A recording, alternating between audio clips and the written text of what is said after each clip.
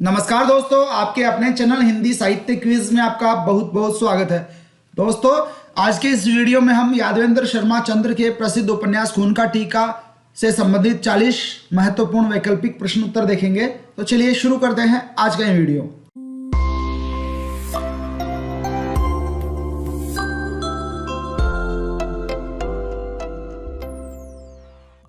दोस्तों, मैं आपको बताना चाहूंगा कि खून का टीका उपन्यास से संबंधित ये 4 वीडियोज अभी हमारे चैनल पर अवेलेबल है। अगर आपने अभी तक इन वीडियोज को नहीं देखा है तो इन वीडियोज को भी आप जरूर देखें। इन वीडियोज का लिंक आपको इसी वीडियो के डिस्क्रिप्शन में मिल जाएगा और ऊपर आई बटन पर क्लिक करके भी आप इन वीडियोज को देख सकते हैं।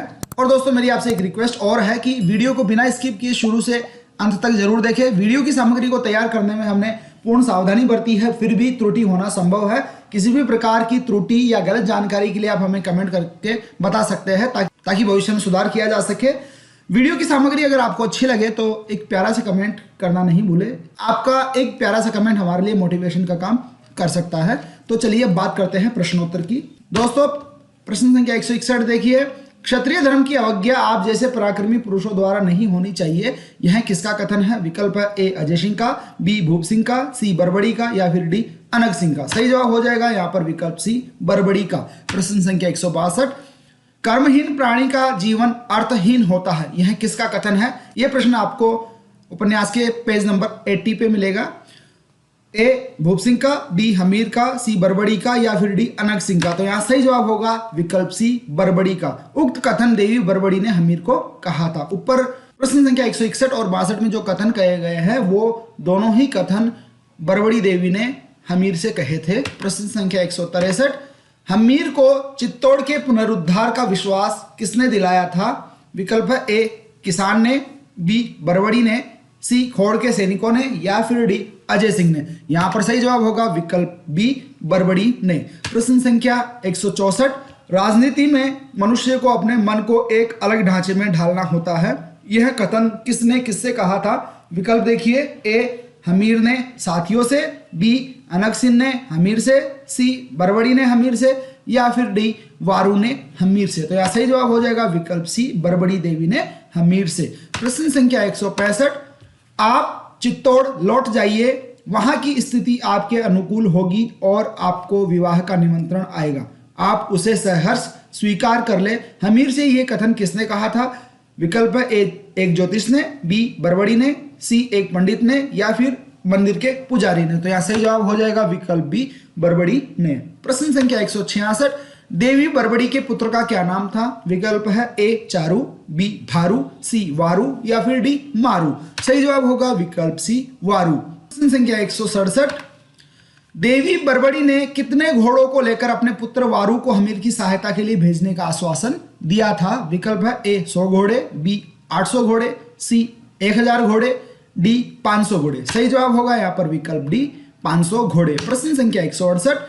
अजय सिंह के रक्तहीन असहयोग युद्ध से कौन परेशान हो गया था? विकल्प है ए खिलजी, बी मोहम्मद बिन तुगलक, सी हमीर या फिर डी मालदेव। सही जवाब हो जाएगा विकल्प डी मालदेव। प्रश्न संख्या 169।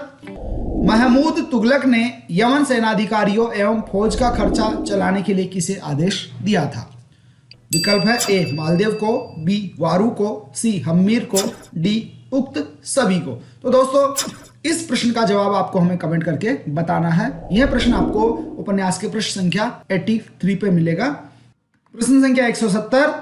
मालदेव के पुत्र का क्या नाम था? विकल्प है ए जीत सिंह, बी नयन सिंह, सी भूप सिंह या फिर डी जय सिंह। सही जवाब होगा विकल्प डी जय सिंह यानी जैसा। उपन्यास में मालदेव के एक और पुत्र का उल्लेख हुआ है, उसका नाम बताया गया है हरि सिंह। प्रश्न संख्या 171। बिना घर वालों के घरों में चूहे भी शासन जमा लेते हैं, यह किसका कथन है? विकल्प है ए जयसिंह का, बी हमीर का, सी वारू का या फिर डी मालदेव का। सही जवाब होगा विकल्प डी मालदेव का। उक्त कथन मालदेव अपने पुत्र जैसा अर्थात जयसिंह से कहता है, मेरा यहाँ संपूर्ण रूप से रहना जालोर के लिए भी अच्छा नहीं है, क्योंकि बिना घर वालों के घरों में चूहे भी शासन जमा लेते। इस तरह से ये कथन था। प्रश्न संख्या 172। मालदेव चित्तौड़ का भार अपने पुत्र जैसा को सौंपकर कहां चला गया था? यहां सही जवाब हो जाएगा विकल्प बी जालोर।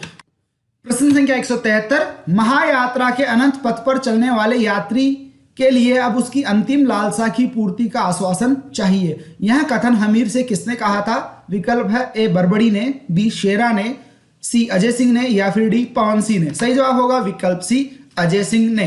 प्रश्न संख्या 174, जब तक चित्तौड़ को मुक्त नहीं करूंगा तब तक इस खड्ग को म्यान में नहीं डालूंगा। यह कथन किसने किसको कहा था? विकल्प है ए अजय सिंह ने हमीर को, बी हमीर ने अजय सिंह को, सी अनक सिंह ने हमीर को या फिर डी भूप सिंह ने हमीर को। सही जवाब हो जाएगा विकल्प बी हमीर ने अजय सिंह को। जब अजय सिंह अपनी अंतिम सांसें गिन रहा था तब हमीर ने अजय सिंह को यह वचन दिया था। प्रश्न संख्या 175, अजय सिंह ने अहिंसा से भी बड़ा एक सत्य किसे बताया था? विकल्प है ए गांधी को, बी चित्तौड़ को, सी रक्तहीन क्रांति को या फिर डी स्वतंत्रता को। सही जवाब होगा यहाँ पर विकल्प डी स्वतंत्रता को। प्रश्न संख्या 176, उपन्यास में आए घासा शब्द का क्या अर्थ है?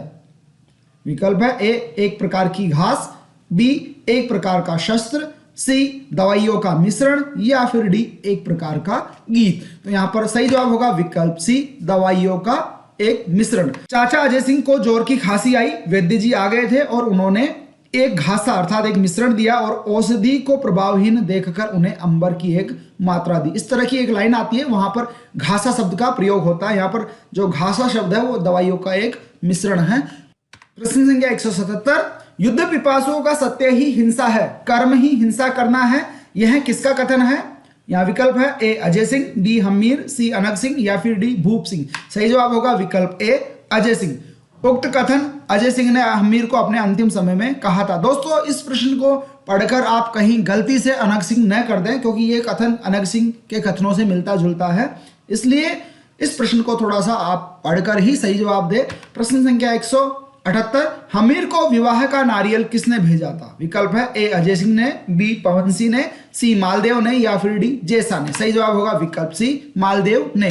प्रश्न संख्या 179, मालदेव ने अपनी पुत्री के विवाह के लिए किसके माध्यम से हमीर के पास नारियल भेजा था?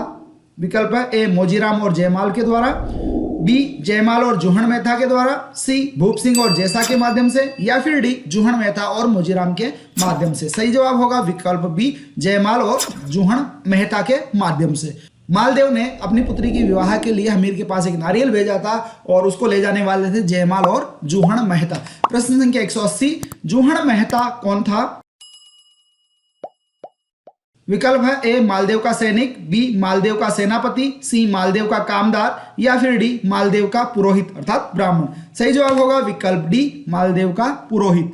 प्रश्न संख्या 181, युवा बेटी तो रावण के घर में भी नहीं रह सकी, फिर राजा मालदेव की क्या बिसात? यह कथन किसने किससे कहा था? विकल्प है ए पवन सिंह ने हमीर से, बी जूहण मेहता ने हमीर से, सी जयमाल ने हमीर से या फिर डी मोजीराम ने हमीर से। सही जवाब हो जाएगा यहाँ पर विकल्प बी जूहण मेहता ने हमीर से यह कथन कहा था जब हमीर के दरबार में मोजीराम और जूहण मेहता पहुंचते हैं। प्रश्न संख्या 182, मैं ज्यादा सोचता विचारता नहीं, केवल राणा जी की आज्ञा चाहता हूं, यह किसका कथन है? विकल्प ए पवन सिंह का, बी शेरा का, सी मेरा का या फिर डी जूहण मेहता का। सही जवाब होगा यहाँ पर विकल्प ए पवन सिंह का। प्रश्न संख्या 183, यह द्यूत क्रिया का दाव है, यह किसका कथन है? विकल्प ए पवन सिंह का, बी शेरा का, सी मेरा का या फिर डी जूहण मेहता का। सही जवाब हो जाएगा यहाँ पर विकल्प सी मेरा का। हमीर द्वारा मालदेव की पुत्री से विवाह का प्रस्ताव स्वीकारने के विषय में मेरा ने ये वाक्य कहे थे। प्रश्न संख्या 184, बारात लेकर जालोर पहुंचे हमीर का मन आशंका से क्यों भर आया था? विकल्प है ए जालोर किले की उदासी देखकर, बी मालदेव की बात सुनकर, सी जैसा की मृत्यु की खबर सुनकर या फिर डी अजय सिंह की मृत्यु की खबर सुनकर। सही जवाब हो जाएगा यहाँ पर विकल्प ए जालोर किले की उदासी देखकर। जब जालोर पहुंचा हमीर बारात लेकर तो देखा कि जालोर किले में किसी प्रकार का कोई प्रसन्नता का माहौल नहीं है, एक उदासी सी छाई हुई है, तो हमीर का मन आशंका से भरा आया था। प्रश्न संख्या 185, जीत सिंह कौन था? विकल्प है ए मालदेव का भाई, बी मालदेव का बेटा, सी मालदेव का दीवान या फिर डी मालदेव का सेनापति। यहां सही जवाब होगा विकल्प सी मालदेव का दीवान।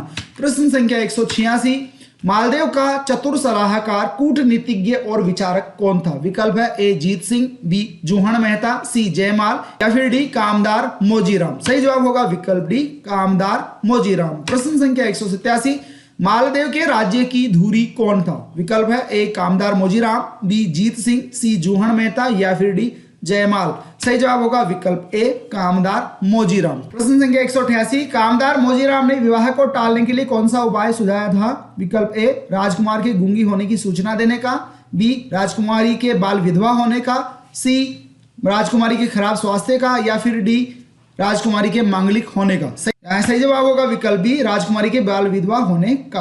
कामदार मोजीराम ने हमीर को बताया कि राजकुमारी का विवाह बचपन में ही किसी भट्टवंशी राजकुमार से हुआ था जो शीघ्र ही समरभूमि में काम आ गया था। प्रश्न संख्या 189, नातरायत राजपूत किसे कहा जाता है? विकल्प है ए जो गुलामी में जीवन व्यतीत करे, बी जो युद्ध से डरता हो, सी जो किसी विधवा से विवाह करे या फिर डी जो विवाह के एन वक्त पर मना कर दे। यहाँ सही जवाब होगा विकल्प सी जो किसी विधवा से विवाह करे, ऐसे राजपूत को नातरायत राजपूत कहा जाता है। प्रश्न संख्या 190, केवल युद्ध ही विजय का सत्य नहीं, राजनीति का मेरुदंड नहीं, राजनीति का सत्य है नीति चातुर्य। समझे? यह कथन हमीर ने किससे कहा था? विकल्प है ए मोजीराम से, बी पवन सिंह से, सी मालदेव से या फिर डी अनग सिंह से। सही जवाब होगा विकल्प डी अनग सिंह से। प्रश्न संख्या 191, विधवा अपवित्र नहीं होती, यह वाक्य हमीर ने किससे कहा था? विकल्प है ए मोजीराम से, बी पवन सिंह से, सी मालदेव से या फिर डी अनग सिंह से। सही जवाब होगा यहाँ पर विकल्प डी अनग सिंह से। प्रश्न संख्या 192, मालदेव की पुत्री जिसका विवाह हमीर से हुआ था उसका क्या नाम था? ए रूपवती, बी सोनगर, सी सुंदरी, डी पद्मा। सही जवाब होगा विकल्प बी सोनगर। प्रश्न संख्या 193, आदमी के मन की लिप्सा ज्वालामुखी सी प्रचंड होती है, हमीर ने यह वाक्य किससे कहा था? विकल्प है ए अनग सिंह से, बी पवन सिंह से, सी मालदेव से या फिर डी नवविवाहिता अपनी रानी से। सही जवाब होगा यहाँ पर विकल्प डी नवविवाहिता रानी से। प्रश्न संख्या 194, मालदेव की पुत्री सोनगर की सहेलियों के क्या नाम थे? विकल्प है ए ममता और मेनका, बी ममता और बर्जी, सी सहोदरा और बर्जी या फिर डी सहोदरा और राधिका। सही जवाब होगा विकल्प सी सहोदरा और बर्जी। प्रश्न संख्या 195, मालदेव की बुढ़िया दासी का क्या नाम था? विकल्प है ए गौरी, बी मेनका, सी यशोदा या फिर डी सुमित्रा। सही जवाब होगा विकल्प बी मेनका। रानी सोनगर ने बुढ़िया दासी मेनका से पूछा, दादी क्या यह सत्य है कि मैं एक बाल विधवा हूं? यहाँ पर इस बुढ़िया दासी का उल्लेख आता है। प्रश्न संख्या 196, राजाज्ञा पत्थर की लकीर नहीं होती, वह हर क्षण बदलती रहती है, यह कथन किसने किससे कहा था? विकल्प है ए हमीर ने रानी सोनगर से, बी अनग सिंह ने हमीर से, सी मालदेव ने अपनी रानी से या फिर डी मालदेव ने अपनी पुत्री से।